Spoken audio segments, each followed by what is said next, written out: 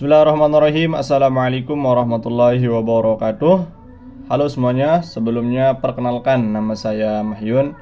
Saya mahasiswa semester 6 jurusan Pendidikan Guru Madrasah Ibtidaiyah di Institut Agama Islam Hamzan Wadi Nahdlatul Ulama Lombok Timur. Jadi pada video kali ini saya akan menjawab beberapa pertanyaan yang diberikan oleh dosen pengampu saya, yakni Ibu Andri Apriani MPD, dalam mata kuliah profesi keguruan dengan pertanyaan yang Oke, baik teman-teman, di sini saya akan menjawab pertanyaan yang tadi. Jadi tentunya kita sebagai seorang guru dituntut untuk tidak ketinggalan zaman di dalam proses pembelajaran tentunya. Jadi ada beberapa hal yang dapat saya lakukan untuk menunjang kinerja saya sebagai seorang guru supaya tidak ketinggalan zaman. Dimana yang pertama, saya bisa mengikuti pelatihan atau workshop tentang bagaimana cara kita untuk meningkatkan kualitas kita sebagai seorang guru tentunya. Yang kedua, saya akan berdiskusi bersama guru-guru lain, terutama guru-guru yang sudah senior tentunya. Mereka lebih banyak pengalamannya di dalam proses mengajar. Nah, nanti saya bisa mengambil pelajaran dari sana, bagaimana cara saya untuk meningkatkan kualitas diri saya tentunya di dalam mengajar. Terus yang selanjutnya, saya akan belajar teknologi. Tentunya di era sekarang, karena kan zaman semakin berkembang, tentunya teknologi juga semakin berkembang. Nah, jadi kita sebagai seorang guru supaya tidak ketinggalan zaman, tentunya juga harus mengikuti zaman, teman-teman. Di mana di era teknologi, pembelajaran seharusnya juga berbasis teknologi. Nah, jadi nanti mungkin di sana saya akan mengikuti pelatihan-pelatihan tentang bagaimana cara menggunakan teknologi di dalam proses pembelajaran. Nah, mungkin itu saja untuk pertanyaan yang pertama. Oh ya, dan menurut saya yang paling penting di poin yang pertama ini adalah kita mau belajar setiap hari, teman-teman. Nah, jadi di mana guru yang baik itu adalah guru yang mau belajar bersama siswa. Nah, bukan guru yang pintar, tapi guru yang mau belajar setiap hari bersama siswanya, teman-teman. Nah, itu adalah guru yang baik. Jadi ketika kita menjadi seorang guru, jangan hanya kita mengajar, tapi sebelum kita mengajar, kita juga harus belajar. Nah, supaya apa? Supaya kemampuan kita di setiap harinya itu terus bertambah dan bertambah. Itu juga menunjang kinerja kita sebagai seorang guru tentunya. Oke, yang kedua, di sini kan guru yang merekayasa nilai untuk meloloskan atau mempermudah siswanya untuk masuk ke perguruan tinggi lah, begitu teman-teman. Nah, jadi di sini tentunya dampak yang pertama bagi sekolahnya itu adalah itu dapat menurunkan kredibilitas sekolahnya, teman-teman.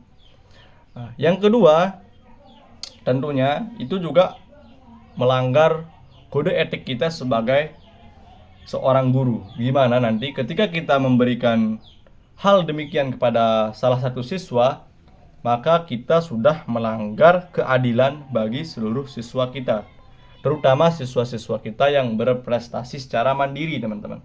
Nah, tentunya dampak untuk anak didik kita yang kita berikan nilai dengan cara demikian, tentunya kita sebagai seorang guru telah mengajarkan hal yang tidak jujur kepada siswa kita, teman-teman.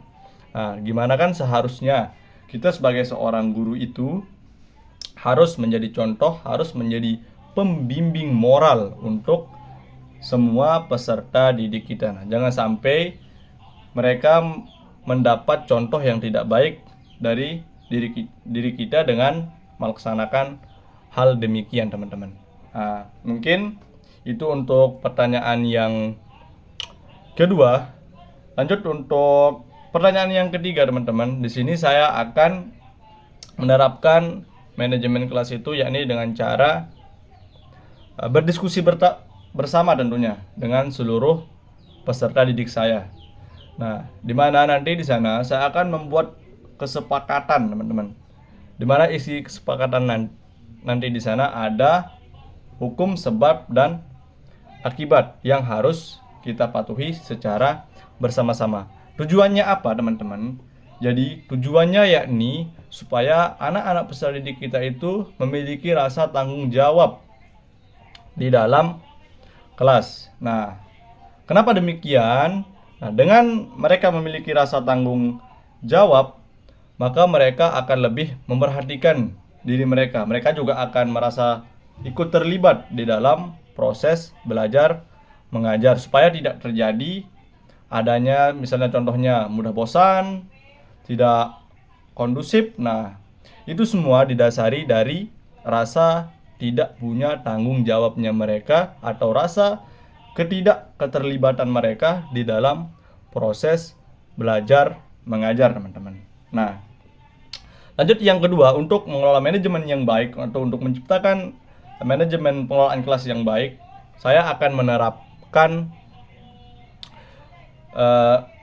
pelatihan-pelatihan di mana pelatihan-pelatihan itu nantinya bertujuan untuk mengasah pikiran mereka, untuk memancing pikiran kritis mereka, teman-teman. Di mana nanti saya bisa mengaitkan pelajaran-pelajaran yang berkaitan dengan kehidupan mereka sehari-hari, sehingga mereka itu akan lebih mudah untuk memahami pelajaran-pelajaran yang akan saya sampaikan, atau itu juga melatih minat mereka untuk ikut serta di dalam proses pembelajaran yang kita berikan. Karena apa? Karena mereka anggap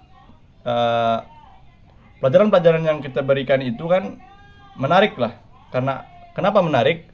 Karena pelajaran-pelajaran itu sudah mereka alami di dalam kehidupan sehari-hari. Nah, tentunya dengan mereka merasa pelajaran itu asik, tentunya tidak terjadi lagi yang namanya ada anak yang bosan, ada anak yang gampang ngeluh di dalam proses pembelajaran, ada anak yang tidak kondusif dalam proses pembelajaran. Nah, itu semua kan terjadi karena merasa keikutsertaan mereka di dalam proses pembelajaran tersebut, sehingga itu yang menyebabkan hal tersebut terjadi, teman-teman. Nah, jadi tugas kita sebagai seorang guru adalah memperhatikan semua itu supaya itu semua tidak terjadi di dalam proses belajar mengajar. Tentunya dengan manajemen pengelolaan kelas yang baik, siswa kita juga antusias dan semangat untuk mengikuti proses pembelajaran yang kita berikan, teman-teman. Mungkin itu saja yang dapat saya sampaikan untuk pertanyaan yang tadi. Lebih kurangnya saya mohon maaf. Sekian, wallahul muwaffiq wal hadi ila sabilir rasyad. Wassalamualaikum warahmatullahi wabarakatuh.